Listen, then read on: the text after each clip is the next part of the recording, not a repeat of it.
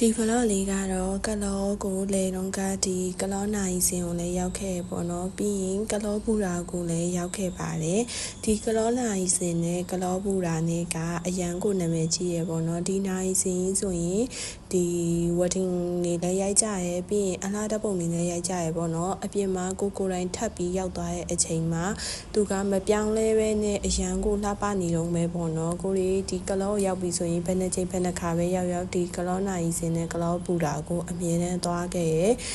အဲ့ရှိမှဒီ coffee truck လေးတွေပြီးရင် ice cream car လေးရောက်နေရလေးကတော့ထပ်ပြီးတော့အသစ်တိုးတာပေါ့နော်ပြီးရင်ဒီလိုမျိုးလမ်းညွှန်ဆိုင်ပုံလေးလည်းဒီတစ်ချိန်မှာထည့်ပြီးတော့ရိုက်ပြပေးထားပါတယ်တကယ်လို့ရောက်ပြီဆိုရင်ဒီလိုမျိုးကလောနိုင်စင်ကိုဆင်းပြီးတော့ဓာတ်ပုံရိုက်ဖို့လည်းအကြံပေးချင်ပါတယ်ဓာတ်ပုံလေးကအရန်ကိုလှရဲပေါ့နော်လို့ဆိုတော့ဆင်းပြီးတော့ရိုက်စီခြင်းနဲ့တကယ်လို့ကိုရီးယားအတွဲနဲ့သွားရဲဆိုရင်အတွဲလေးနဲ့ဆင်းပြီးတော့ရိုက်စီခြင်းနဲ့ပေါ့နော်ဒါကတော့ကိုယ့်ရဲ့ recommend ပေးတာပါပြီးတော့ဒီကလောနိုင်စင်ကနေနည်းနည်းလေးဝင်သွားရင်ကလောပူတာကိုရှောက်ပြီပေါ့နော်လို့ဆိုတော့တစ်ဖြတ်တော့ဆင်းပြီးတော့ဓာတ်ပုံရိုက်ရဲပြီးတော့မှကားနဲ့ဆက်ပြီးတော့ဒီကလောပူတာကိုသွားရတယ်ပေါ့နော်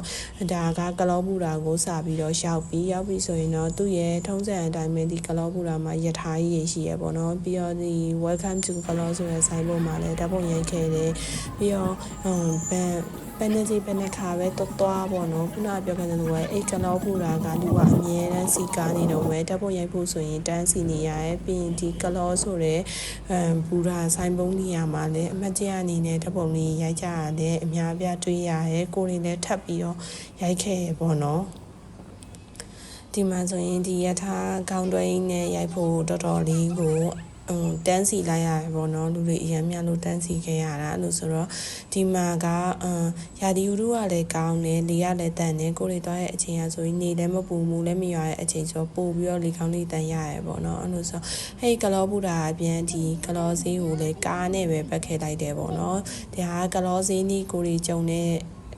ကိုရီသွားတဲ့နေ့နဲ့ကြုံသွားရပေါ့နော်ကြုံသွားရဆိုတော့တော်တော်လေးကိုစီကားရဲကိုရီကတော့ဘာမှတော့ဝယ်မခဲ့တော့ဘူးတောင်ကြီးပဲတန်းပြတ်မှာဆိုတော့ဒီလိုပဲကားနဲ့ပဲတပတ်လေခဲ့လိုက်တယ်ပေါ့နော်ပြီးရတဲ့တခါတည်းတောင်ကြီးကိုဆက်ပြီးတော့မောင်းမှာပါဆိုတော့ဒီကလောမျိုးမစီရလည်းတော်တော်လေးကိုစီကားနေရတွေ့ရဲနောက်တစ်ချိန်သွားရင်တော့ဒီကလောစင်းလေးကိုချိန်ပြီးတော့သွားဖြစ်မယ်လို့တော့ထင်တယ်ဈေးလည်းဝယ်လို့ရအောင်လို့ပေါ့နော်ဒါအခုဆိုရင်ကလောမျိုးရဲ့အထွက်ကိုရောက်ပြီပေါ့နော်အဲ့လိုဆိုတော့ဒီကနေဆက်ပြီးတော့တောင်ကြီးကိုဆက်မောင်းမှာအဲ့လိုဆိုဒီမမောင်းခင်ဆက်ကြမှာကိုရင်းနေလေစာဝင်စားရပေါ့နော်နေလေစားတဲ့ဒီယူနန်သွေးဆိုတဲ့ဆိုင်မှာပဲစားဖြစ်တယ်